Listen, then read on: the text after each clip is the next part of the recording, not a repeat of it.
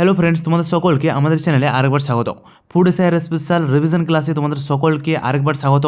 আমাদের এই চ্যানেলে প্লেলিস্টে যে সমস্ত প্রশ্ন করানো হয় এগুলো শুধুমাত্র তোমাদের ফুড এসআই এক্সামের জন্যই নয়, তোমাদের কেপি, ডাব্লিউপি, স্টেটের যে কোনো এক্সামের জন্য কিন্তু খুব গুরুত্বপূর্ণ। ঠিক আছে, তো কোশ্চেনগুলো মনোযোগ সহকারে কিন্তু দেখবে। ঠিক আছে, দেখো আমাদের প্রথম কোশ্চেনে বলেছে ওয়ার্ল্ড ক্যান্সার ডে কবে পালন করা হয়। ওয়ার্ল্ড ক্যান্সার ডে কবে পালন করি আমরা?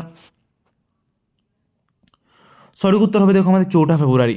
4 ফেব্রুয়ারি পালন করা হয় আমাদের ওয়ার্ল্ড ক্যান্সার ডে। ঠিক আছে, অ্যান্ড তোমাদেরকে বলে দিই আরেকটা আমাদের ক্যান্সার ডে আছে, সেটা হচ্ছে ওয়ার্ল্ড চাইল্ডহুড ক্যান্সার ডে। ঠিক আছে, মনে রাখবে শুধুমাত্র ওয়ার্ল্ড ক্যান্সার ডে পালন করা হয় 4 ফেব্রুয়ারি, but world childhood cancer day পালন করা হয় কবে? সেটা হচ্ছে আমাদের 15 ফেব্রুয়ারি। ঠিক আছে, 15 ফেব্রুয়ারি পালন করা হয় আমাদের world childhood cancer day, and শুধুমাত্র ক্যান্সার ডে পালন করা হয় আমাদের 4 ফেব্রুয়ারি। ঠিক আছে, অ্যান্ড ক্যান্সারের জন্য দায়ী জিনকে বলা হয় অঙ্কোজিন, মনে রাখবে।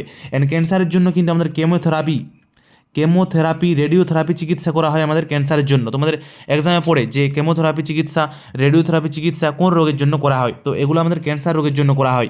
অ্যান্ড তোমাদেরকে বলে দিই আমাদের এই ক্যান্সার, আমাদের একটি তেজস্ক্রিয় আইসোটোপ রয়েছে কোবাল্ট-60। ঠিক আছে, কোবাল্ট-60 আইসোটোপ কিন্তু আমাদের এই ক্যান্সার রোগের চিকিৎসার জন্য ব্যবহৃত হয়, খুব গুরুত্বপূর্ণ। ঠিক আছে, যে কোন তেজস্ক্রিয় আইসোটোপ ক্যান্সার রোগের জন্য ব্যবহৃত হয় সেটা হচ্ছে আমাদের কোবাল্ট-60। ঠিক আছে, মনে রাখবে। দেখো নেক্সট আমাদের 2 নম্বর প্রশ্ন হচ্ছে আমাদের কার্নাল পাখিরালয় ভারতের কোন রাজ্যে অবস্থিত? কার্নাল পাখিরালয় ভারতের কোন রাজ্যে অবস্থিত? সঠিক উত্তর মহারাষ্ট্রে অবস্থিত কার্নাল পাখিরালয়।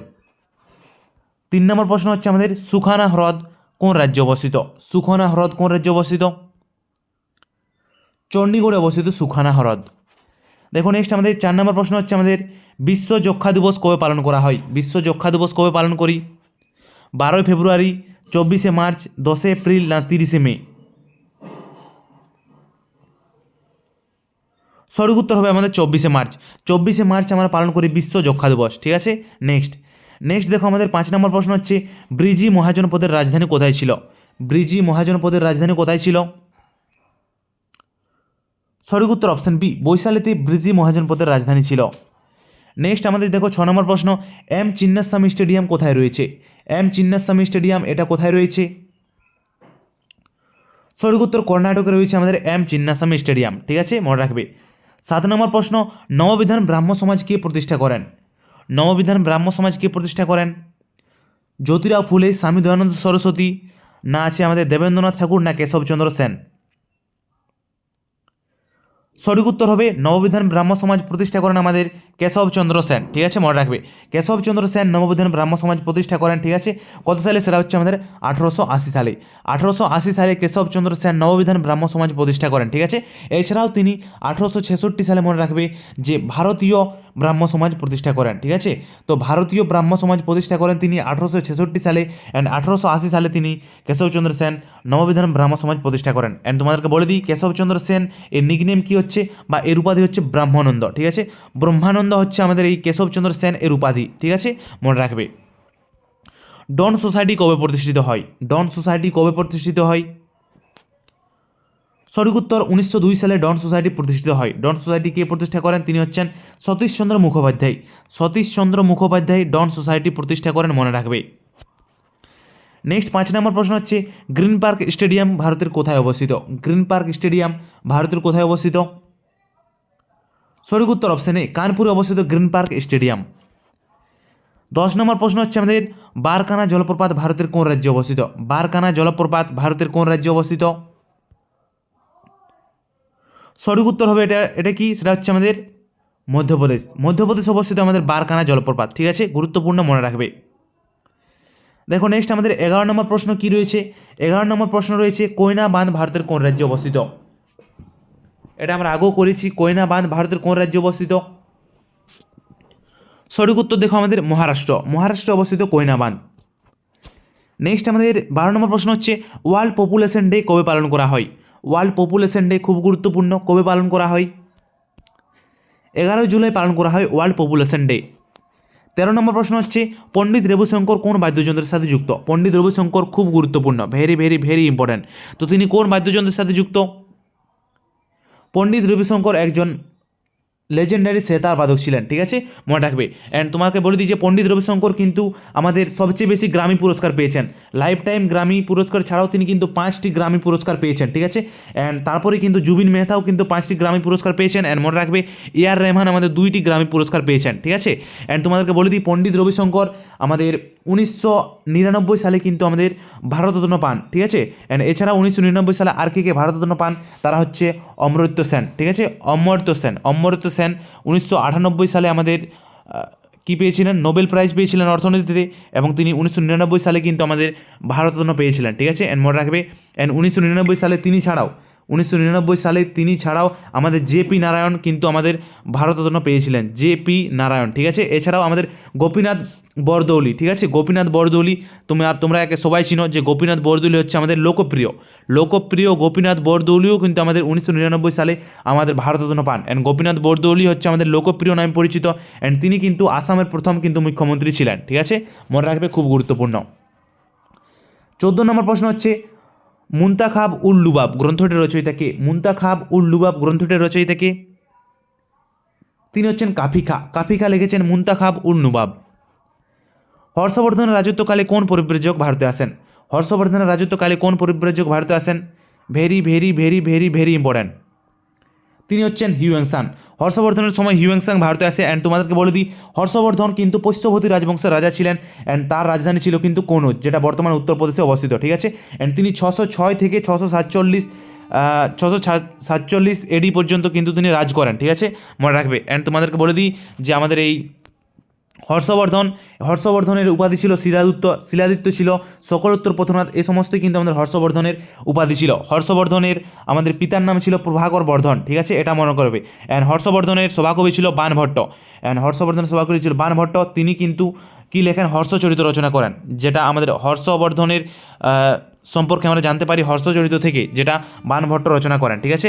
অ্যান্ড হর্ষবর্ধনের লেখা মোস্ট ইম্পর্টেন্ট বুক সেগুলো হচ্ছে আমাদের নাগানন্দ, রত্নাবলী, প্রিয়দর্শিকা ইত্যাদি, ঠিক আছে, খুব গুরুত্বপূর্ণ। অ্যান্ড তোমাদেরকে বলে দিই হর্ষবর্ধনের প্রথম হিন্দু শাসক যিনি কিন্তু পরে মহাযান বৌদ্ধ ধর্ম কিন্তু গ্রহণ করেছিলেন, ঠিক আছে। তো হর্ষবর্ধন খুব গুরুত্বপূর্ণ, মনে রাখবে। মরীচিকার জন্য দায়ী কোনটি? সঠিক উত্তর অভ্যন্তরীণ পূর্ণ প্রতিফলন হচ্ছে মরীচিকার জন্য দায়ী। ভেরি ভেরি ভেরি ইম্পর্টেন্ট এটা, ঠিক আছে। নেক্সট 17 নম্বর প্রশ্ন হচ্ছে কোন দেশ রেনবো নেশন নামে পরিচিত? নেশন নামে পরিচিত কোন দেশ? সেটা হচ্ছে দক্ষিণ আফ্রিকা রেনবো নেশন নামে পরিচিত। নেক্সট দেখো আমাদের 18 নম্বর প্রশ্ন হচ্ছে ভূমিকম্পের সময় কয় ধরনের তরঙ্গ সৃষ্টি হয়? 3 ধরনের তরঙ্গ সৃষ্টি হয় ভূমিকম্পের সময়, এবং এটাকে আমরা মাপি কীভাবে? আমরা রিক্টার স্কেল দিয়ে কিন্তু ভূমিকম্পের আমরা মাপি, ঠিক আছে, রিক্টার স্কেল দিয়ে, ঠিক আছে। অ্যান্ড ভূমিকম্প মাপক যন্ত্রের নাম হচ্ছে আমাদের সিসমোগ্রাফ, ঠিক আছে, এটা মনে রাখবে। দেখো নেক্সট 19 নম্বর প্রশ্ন হচ্ছে পৃথিবীর প্রাচীনতম বন্দরের নাম কি? Very very very very important, 10টা এক্সট্রা মার্ক দিয়ে রাখো। পৃথিবীর প্রাচীনতম বন্দরের নাম হচ্ছে লোথাল কে আবিষ্কার করেন? তিনি হচ্ছেন এস আর রাও লোথাল আবিষ্কার করেন। অ্যান্ড লোথাল কিন্তু ভোগাবো নদীর তীরে অবস্থিত, ঠিক আছে। অ্যান্ড লোথালে কিন্তু প্রাচীন ডকইয়ার্ড পাওয়া গেছে। অ্যান্ড তোমাদেরকে বলে দিই লোথাল আবিষ্কার হয় কত সালে? সেটা হচ্ছে 1954 সালে, মানে যে বছর ভারতরত্ন ও পদ্ম পুরস্কার দেওয়া শুরু হয় সে বছরই কিন্তু আমাদের লোথাল আবিষ্কার হয়, ঠিক আছে, খুব গুরুত্বপূর্ণ, মনে রাখবে। জাহাঙ্গীর কোন শিখ গুরুকে হত্যা করেছিলেন? গুরু অর্জুনকে, গুরু গোবিন্দকে, গুরু তেগ বাহাদুরকে, না এদের কেউই নয়? সঠিক উত্তর জাহাঙ্গীর গুরু অর্জুনকে হত্যা করেছিলেন, ঠিক আছে। গুরু অর্জুন যিনি কিন্তু শিখ ধর্মের শিখ গুরুর কিন্তু প্রথম শহীদ ছিলেন, ফার্স্ট শহীদ ছিলেন আমাদের এই গুরু অর্জুন, ঠিক আছে। অ্যান্ড তোমাদেরকে বলে দিই গুরু অর্জুন কিন্তু আমাদের 5মতম শিখ গুরু ছিলেন, ঠিক আছে, খুব গুরুত্বপূর্ণ। অ্যান্ড তোমাদেরকে বলে দিই জাহাঙ্গীরের পিতার নাম ছিল বাবার হলো আবার জ্বর, ঠিক আছে, আকবর ছিল জাহাঙ্গীরের পিতার নাম, ঠিক আছে। অ্যান্ড তোমাদেরকে বলে দিই জাহাঙ্গীরের সময়কালকেই কিন্তু আমাদের মোগল সাম্রাজ্যের কিন্তু চিত্রশিল্পের মানে চিত্রকলার স্বর্ণযুগ বলা হয়। মুঘল সাম্রাজ্যের স্বর্ণযুগ বলা হয় আমাদের শাহজাহানের সময়কালকে, বাট মুঘল সাম্রাজ্যের চিত্রশিল্পের স্বর্ণযুগ বলা হয় আমাদের জাহাঙ্গীরের সময়কালকে, ঠিক আছে। জাহাঙ্গীরের সময়কালেই কিন্তু মোস্ট ইম্পর্ট্যান্ট একজন চিত্রশিল্পী ভারতে এসেছিলেন, যার নাম ছিল ওস্তাদ মনসুর জাহাঙ্গীরের সময়ে একজন মোস্ট ইম্পর্ট্যান্ট একজন চিত্রশিল্পী ছিলেন। অ্যান্ড তোমাদেরকে বলে দিই টমাস রো কিন্তু জাহাঙ্গীরের সময় কিন্তু ভারতে এসেছিলেন, ঠিক আছে, মনে রাখবে। দেখো 21 নম্বর প্রশ্ন হচ্ছে কোন ঋতুতে আমাদের শরীরে বেশি ফ্যাটের প্রয়োজন হয়? আমাদের শরীরে সবচেয়ে বেশি ফ্যাটের প্রয়োজন হয় কোন ঋতুতে? আমরা কোন ঋতুতে সবচেয়ে বেশি তেল ইউজ করি? তো সেটা হচ্ছে আমাদের শীতকাল। শীতকালে সবচেয়ে বেশি আমাদের তেলের ইউজ হয় বা ফ্যাটের প্রয়োজন হয়, ঠিক আছে, মনে রাখবে। 22 নম্বর প্রশ্ন হচ্ছে হরিদ্বারে গুরুকুল আশ্রমকে প্রতিষ্ঠা করেন? তিনি হচ্ছেন স্বামী শ্রদ্ধানন্দ, ঠিক আছে, স্বামী শ্রদ্ধানন্দ হরিদ্বারে গুরুকুল আশ্রম প্রতিষ্ঠা করেন। পলাশীর যুদ্ধ কাব্যগ্রন্থটি কার লেখা? পলাশীর যুদ্ধ কাব্যগ্রন্থটি কার লেখা? পলাশীর যুদ্ধ হয় 1757 সালে, মনে রাখবে, 1757 সালে 23শে জুন, ঠিক আছে, আমাদের শেষ স্বাধীন নবাব সিরাজউদ্দৌলা ভার্সেস রবার্ট ক্লাইভের সাথে। তো পলাশীর যুদ্ধ কাব্যগ্রন্থটি কার লেখা? রাজশেখর বসু, নবীনচন্দ্র সেন, মানিক বন্দ্যোপাধ্যায় না সুকুমার সেন? সঠিক উত্তর নবীনচন্দ্র সেন। নবীনচন্দ্র সেন লিখেছেন পলাশীর যুদ্ধ। দেখো 24 নম্বর প্রশ্ন হচ্ছে সুপ্রিম কোর্টের প্রথম প্রধান বিচারপতি কে ছিলেন? সুপ্রিম কোর্টের প্রথম প্রধান বিচারপতি কে ছিলেন? তিনি ছিলেন স্যার এলিজা এমপি। নেক্সট আমাদের গণপরিষদের প্রাথমিক সদস্য সংখ্যা কত ছিল? গণপরিষদের প্রাথমিক সদস্য সংখ্যা কত ছিল? সেটা হচ্ছে 389 জন, 389 জন ছিল গণপরিষদের প্রাথমিক সদস্য সংখ্যা, ঠিক আছে। এন্ড বলে দিই তোমাদেরকে গণপরিষদ গঠনের দাবি কে করেন? 1934 সালে মানবেন্দ্রনাথ রায় প্রথম কিন্তু গণপরিষদ গঠনের কিন্তু দাবি করেন, ঠিক আছে। অ্যান্ড নেক্সট প্রশ্ন 26 নম্বর প্রশ্ন হচ্ছে ভারতের প্রথম বিমান চলাচল শুরু হয় ড্যাশ? কবে ভারতে প্রথম বিমান চলাচল শুরু হয়? 1921 সালে, 1951 সালে, 1911 সালে না 1910 সালে? সঠিক উত্তর 1911 সালে ভারতে প্রথম বিমান চলাচল শুরু হয়। নেক্সট আমাদের 27 নম্বর প্রশ্ন হচ্ছে কোন মুঘল সম্রাট তামাক ব্যবহারের ঘোর বিরোধ ছিলেন? তামাক ব্যবহারের ঘোর বিরোধ ছিলেন কোন মুঘল সম্রাট? তিনি ছিলেন ঔরঙ্গজেব, ঠিক আছে। ঔরঙ্গজেবের সময় কিন্তু আমাদের মুঘল সাম্রাজ্যের সবচেয়ে বেশি বিদ্রোহ হয়েছিল। অ্যান্ড ঔরঙ্গজেব মারা যায় 1707 সালে। খুব গুরুত্বপূর্ণ প্রশ্ন, এটা এক্সামে আসে। অ্যান্ড ঔরঙ্গজেবের উপাধি ছিল কিন্তু আমাদের কি? সেটা ছিল আমাদের জিন্দাপীর, ঠিক আছে, এটা মনে রাখবে, ঠিক আছে। নেক্সট বিধবা বিবাহ আইন কবে পাস হয়? বিধবা বিবাহ আইন কবে পাস হয়? 1856 সালে আমাদের ঈশ্বরচন্দ্র বিদ্যাসাগরের সহায়তায় বিধবা বিবাহ আইন পাস হয়। এবং এটা কে পাস করেন? তিনি হচ্ছেন লর্ড ক্যানিং। লর্ড ক্যানিং বিধবা বিবাহ আইন পাস করে। অ্যান্ড বিধবা বিবাহ আইন পাসের যে খসড়া সেটা কে রচনা করেন? তো বিধবা বিবাহ আইন পাসের খসড়া এটা রচনা করেন আমাদের লর্ড ডালহৌসি। লর্ড ডালহৌসি এটা রচনা করেন, বাট এটা পাস করেন লর্ড ক্যানিংয়ের সময়, ঠিক আছে। অ্যান্ড ঈশ্বরচন্দ্র বিদ্যাসাগরের সহায়তায় 1856 সালে এটা পাস হয়। ইস্ট ইন্ডিয়া কোম্পানি বাংলার দেওয়ানি লাভ করে ড্যাশ? কবে ইস্ট ইন্ডিয়া কোম্পানি বাংলার দেওয়ানি লাভ করে? Very very very very very important. সঠিক উত্তর 1765 সালে ইস্ট ইন্ডিয়া কোম্পানি বাংলার দেওয়ানি লাভ করে, ঠিক আছে। অ্যান্ড তোমাদেরকে বলে দিই 1764 সালে আমাদের বক্সারের যুদ্ধের পরেই কিন্তু ইস্ট ইন্ডিয়া কোম্পানি 1765 সালে আমাদের বাংলার দেওয়ানি লাভ করেছিল, ঠিক আছে, মনে রাখবে। নেক্সট 30 নম্বর প্রশ্ন ঘড়ির কাঁটার গতি কেমন?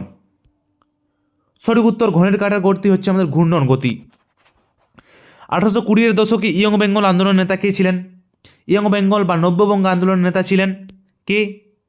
তিনি ছিলেন হ্যানরি লুই ভিভিয়ান ডিরোজিও, ঠিক আছে। তিনি পার্থেনন পত্রিকার সম্পাদক। তিনি মাত্র 17 বছর বয়সে কিন্তু হিন্দু কলেজের অধ্যাপক হয়েছিলেন, ঠিক আছে, খুব গুরুত্বপূর্ণ, ঠিক আছে। নেক্সট আমাদের 32 নম্বর প্রশ্ন হচ্ছে প্রার্থনা সমাজ কে প্রতিষ্ঠা করেন? তিনি হচ্ছেন আত্মারাম পাণ্ডুরঙ্গ প্রার্থনা সমাজ প্রতিষ্ঠা করেন, ঠিক আছে, খুব গুরুত্বপূর্ণ। আজকে প্রশ্নগুলি ছিল। ওকে সকল ভালো থাকবে, ঠিক আছে, ওকে বাই, সকলকে গুড নাইট, ঠিক আছে, ওকে টাটা।